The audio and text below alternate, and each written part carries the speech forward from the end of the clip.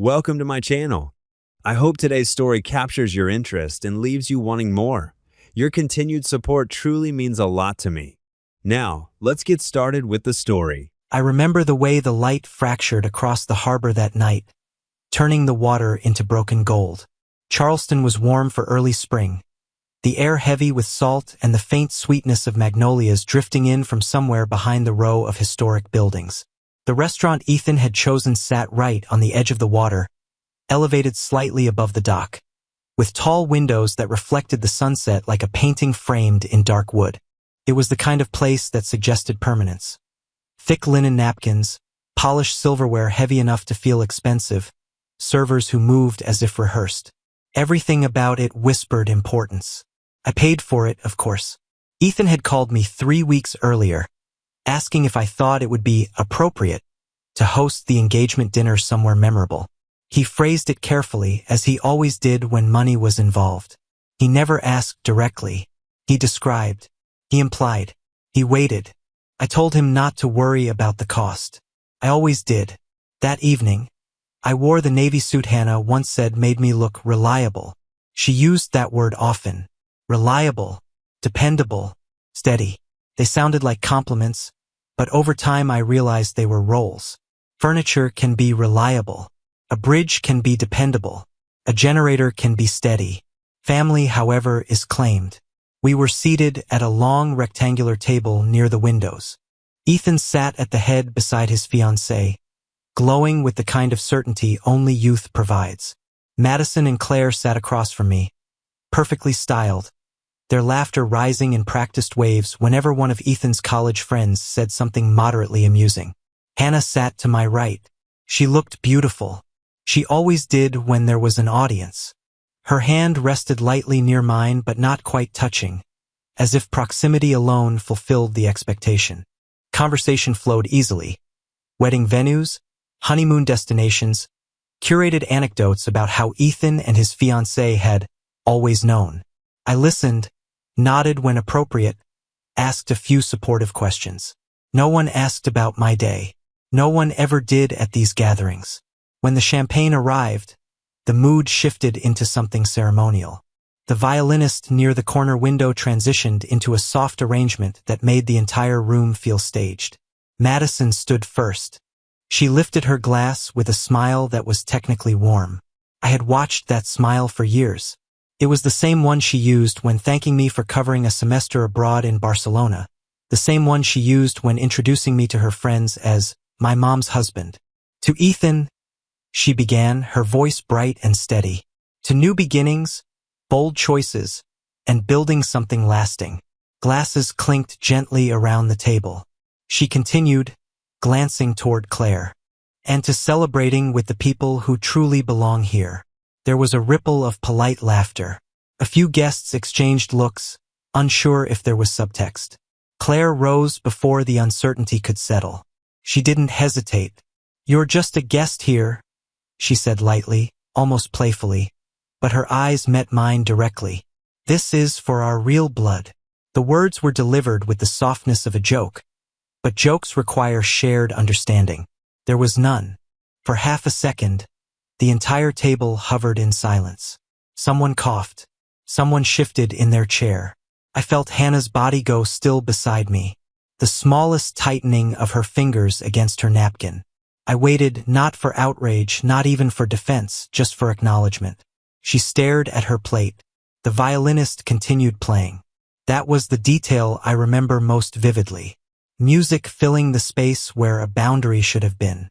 I didn't argue. I didn't ask for clarification. I didn't tilt my head in confusion. I didn't force them to define what they had just said in front of everyone. I simply nodded once. Then I lifted my water glass instead of champagne. If I was a guest, I would behave like one. The rest of the dinner resumed as if nothing significant had occurred.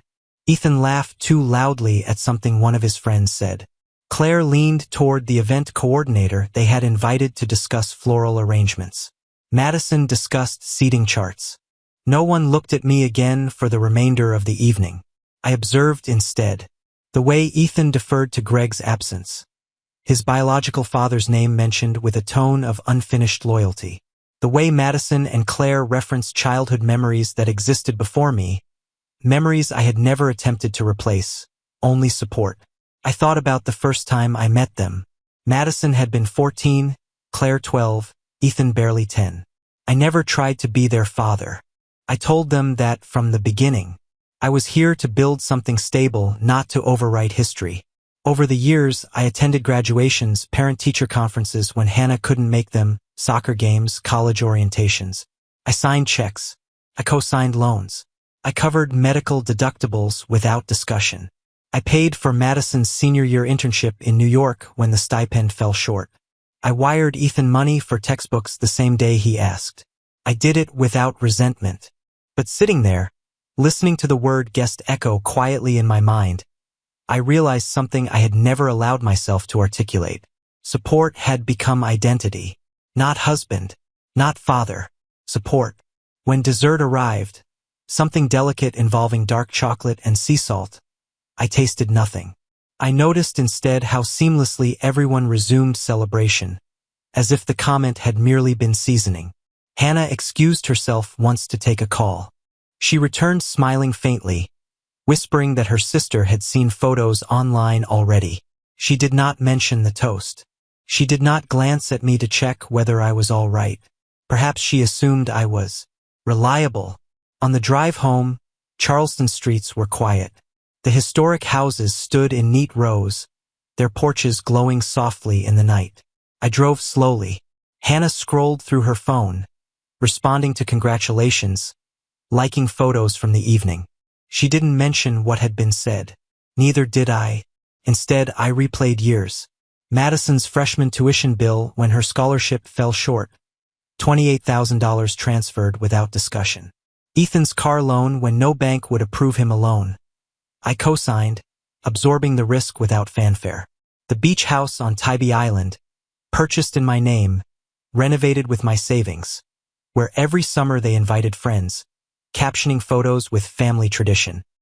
I was in the background of those photos, sometimes cropped at the edge, rarely tagged. I remembered holidays where gifts from me were opened politely before attention shifted toward memories involving Greg.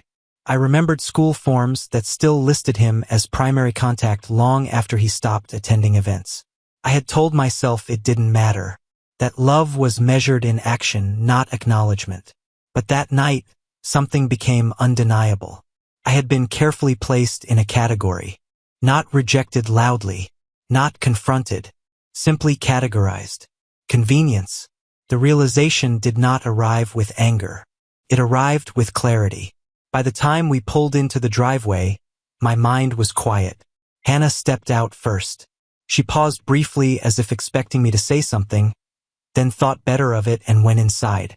At the door, she kissed my cheek automatically, the way someone thanks a driver after a comfortable ride. I remained in the car. The engine ticked softly as it cooled. The house lights glowed warmly ahead of me. It looked like stability. It looked like everything I had worked to maintain. For the first time in years, I asked myself a question I had always avoided. What happens when the faucet turns off? I had never tested it. I had assumed gratitude would follow generosity naturally. But generosity without boundaries breeds expectation. And expectation hardens into entitlement. Sitting there, alone in the driveway, I felt no urge to argue. No desire to demand apology. No hunger for confrontation. I felt something else. Distance. Not physical, emotional. A subtle separation between who I was and the role I had been assigned. Inside, I could hear faint movement. Hannah preparing for bed, perhaps. The routine of normalcy was already reasserting itself. I stepped out of the car. The night air felt cooler now. I realized that the toast had not humiliated me. It had clarified me. And clarity, once obtained, changes everything. Before midnight, I would open my phone. Before midnight, I would make a decision that none of them saw coming. But at that moment, standing in the quiet driveway, I understood something that would not leave me. I was no longer willing to finance my own invisibility. I did not sleep that night. Not because I was angry. Anger is loud, restless, impulsive. What I felt was measured. precise, like a contractor inspecting a structure and finally noticing a crack that had been spreading quietly for years. Hannah fell asleep quickly. She always did after social events, exhausted from performance. I lay beside her for a while, listening to her breathing, staring at the ceiling. The word guest replayed in my mind, but it no longer stung. It informed. At 12:17 a.m., I got out of bed. I didn't turn on the bedroom light. I didn't slam doors or sigh heavily. I moved the way someone moves when they've already made peace with a choice. Downstairs, the kitchen was dark except for the faint blue glow of the clock on the oven. I poured myself a glass of water and sat at the island where, years ago, Ethan had done algebra homework while I explained interest rates and credit scores to him. He had nodded earnestly back then, grateful for guidance. Funny how education works. Some lessons stick. Others are replaced by entitlement. I opened my phone. For years, I handled most of our finances. Not because Hannah couldn't. She simply preferred not to. She liked saying, "You're better with numbers." It was framed as admiration. In practice, it meant I carried responsibility quietly. The banking app opened with familiar efficiency. I reviewed the joint account first, the one used for household expenses and, more recently, wedding costs. The venue deposit alone had been substantial, non-refundable after a certain date. We were still within the window. I stared at the number for a full minute. Then I withdrew the deposit. No dramatic flourish. No hesitation. Just confirmation. Next, the catering contract. I located the confirmation email, scrolled to the cancellation policy, and dialed the after-hours number listed for administrative changes. I left a calm voicemail stating that the event scheduled for October was to be canceled immediately. My voice sounded steady, almost detached. I emailed the florist. I canceled the live band. I withdrew payment from the photographer who had required half upfront. Each action felt less like revenge and more like correction. If I was a guest, I would no longer host. At 1:04 a.m., I logged into the shared credit account used for Madison and Claire's discretionary expenses. I froze it temporarily. The option required a reason. I selected Security Review. Accurate enough. Then I opened a different app, the one connected to the beach house on Tybee Island. That house had been my indulgence. Years earlier, when business was strong, I purchased it as both investment and refuge. It was legally in my name. Always had been. At the time, Hannah had said it didn't matter whose name was on the deed. We were a family. I stared at photos from last summer. Madison posing on the deck at sunset, Claire arranging wine glasses on the outdoor table, Ethan laughing as he grilled. Captions, "Family forever."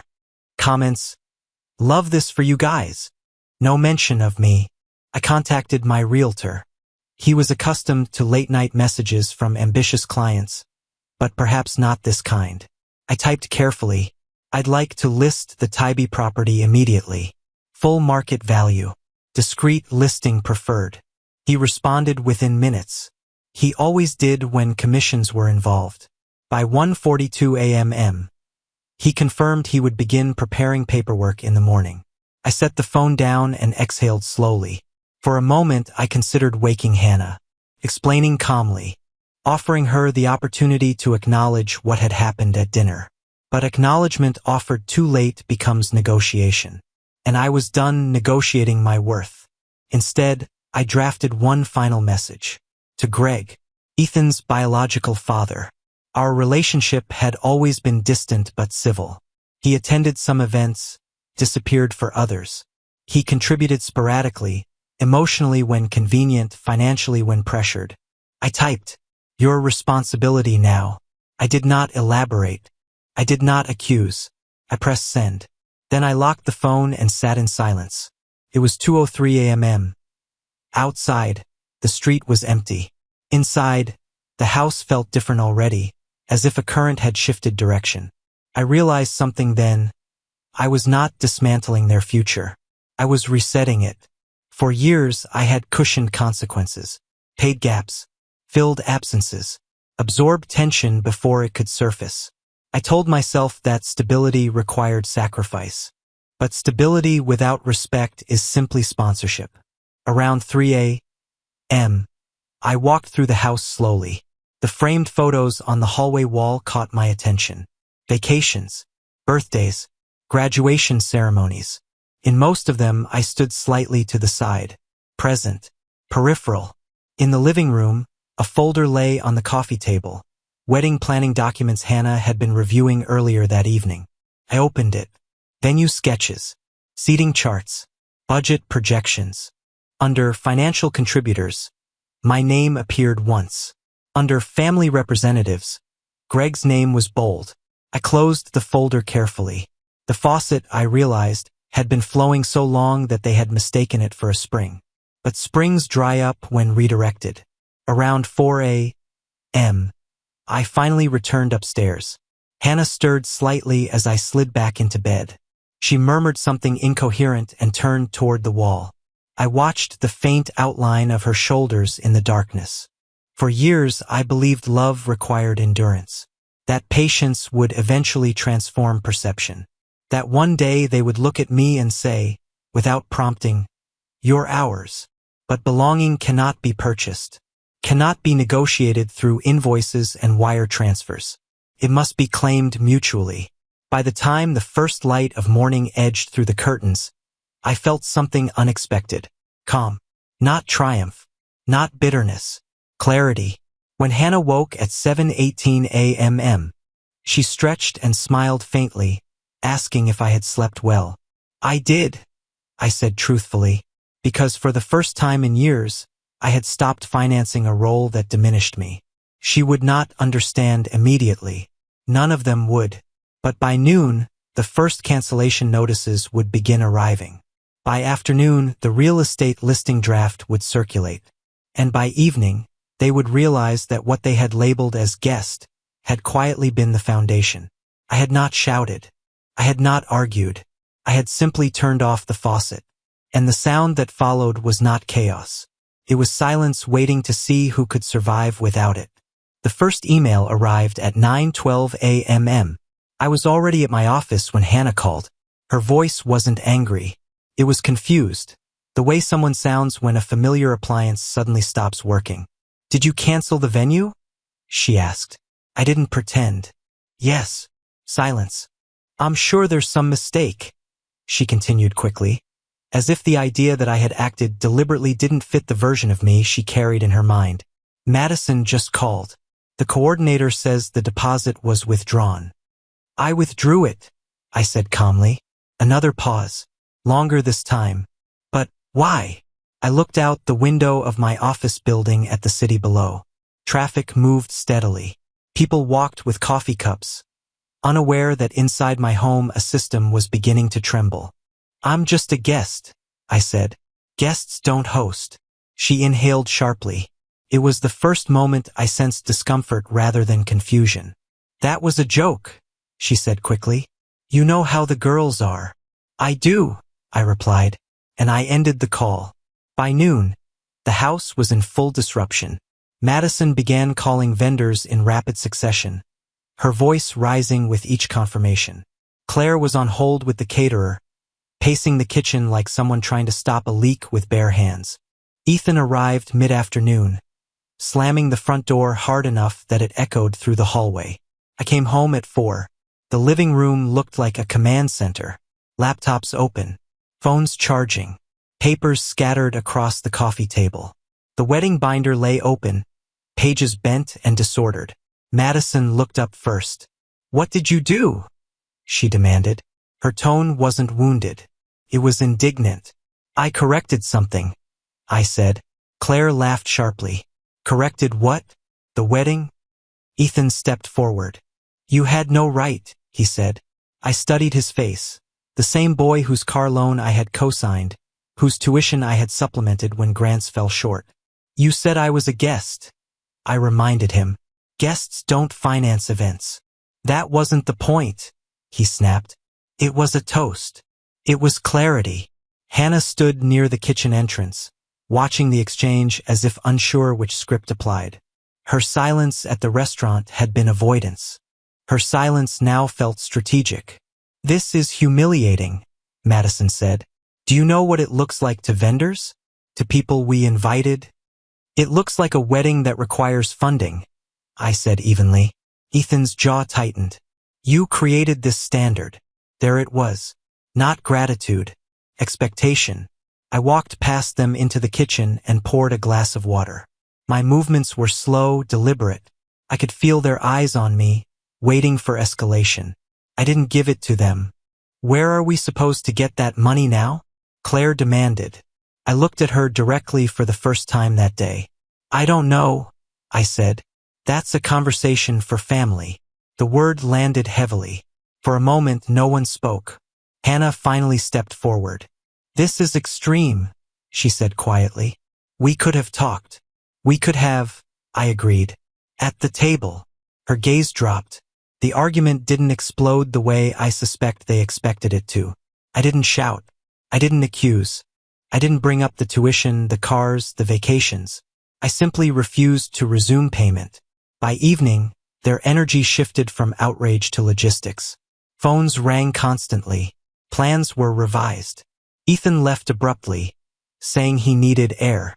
Madison retreated upstairs to recalculate. Claire continued arguing with someone about partial refunds. Hannah and I sat in the living room alone for the first time since the chaos began. You're blowing up everything, she said softly. No, I replied. I'm stepping out of something. She searched my face as if trying to locate the man she was used to, the one who absorbed friction quietly. You know they didn't mean it like that, she said. I met her eyes steadily. Then they should have said that. She had no answer. By 11 p.m., the house was finally quiet. Madison and Claire had retreated to their rooms. Hannah went to bed without another word. I stayed downstairs. The silence felt different from the night before. Heavier now, not because of doubt, but because the consequences had begun. At 12:37 a.m., my phone vibrated. Unknown number. I let it ring once before answering. Hello. The voice on the other end was low. Tired. Male. You think you can just walk away? It said. I recognized it immediately. Greg. They're used to a certain lifestyle, he continued. You created that standard. There was no anger in his voice. Only accusation wrapped in entitlement. I didn't create entitlement, I said calmly. I funded opportunity.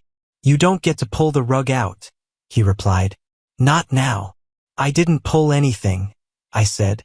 I stepped back. He exhaled heavily into the phone. You married into this. That makes you responsible. Responsible. For years, I had accepted that label willingly. But responsibility without authority is servitude. I was responsible when I was respected, I said. Good night. I ended the call. For a few seconds, I stared at the dark screen of my phone.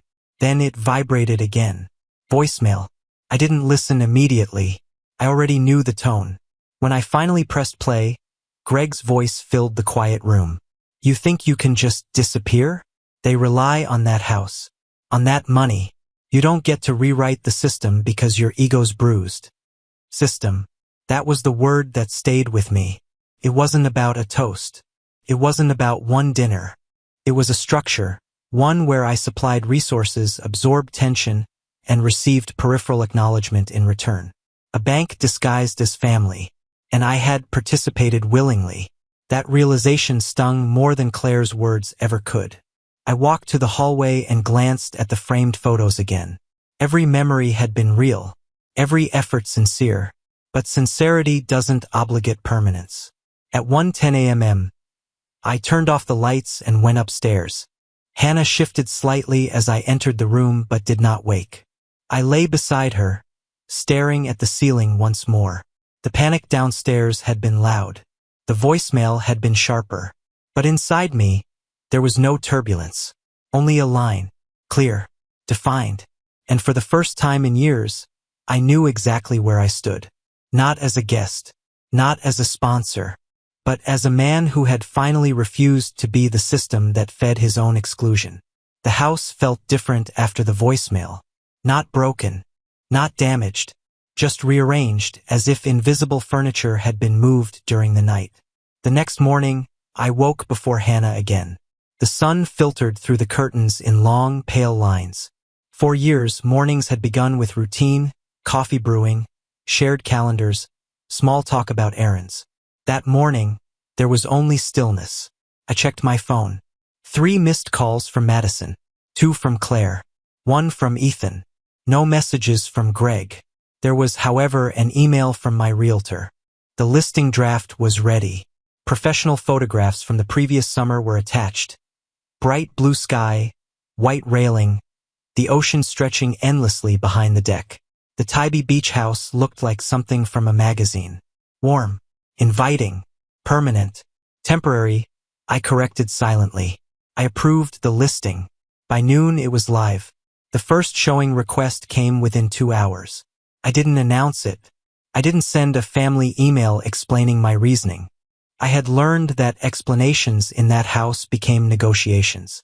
And negotiations assumed shared ownership of decisions that were never shared when I signed checks. When I returned home that afternoon, Hannah was sitting at the kitchen table, her phone face down in front of her. Her posture was rigid, not angry, not collapsed. Calculating. "You listed the beach house," she said. It wasn't a question. "Yes," she swallowed. "The girls saw it online. I assumed they would." Her fingers tightened around the edge of the table. They had plans there. The engagement photos. The rehearsal dinner. I pulled out a chair and sat across from her. "I'm sure they did." Her eyes finally lifted to meet mine. "You're punishing them." "No," I said calmly. "I'm withdrawing participation." She studied my face the way someone studies a contract for hidden clauses. "This isn't like you." That was the problem. For years, like me meant absorbing, funding, smoothing, the dependable bridge. "It is," I replied. "You just haven't seen this part." Upstairs, I heard movement, drawers opening and closing. Madison's footsteps were sharp, deliberate. Claire's voice carried faintly through the walls, tense and hurried. By evening, Ethan arrived again. This time, he didn't slam the door.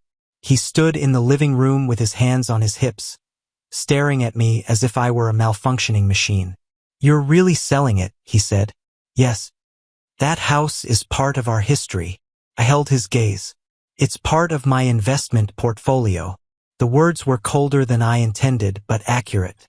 He shook his head. "I don't understand why you're doing this." I let a moment pass. "Because I finally do."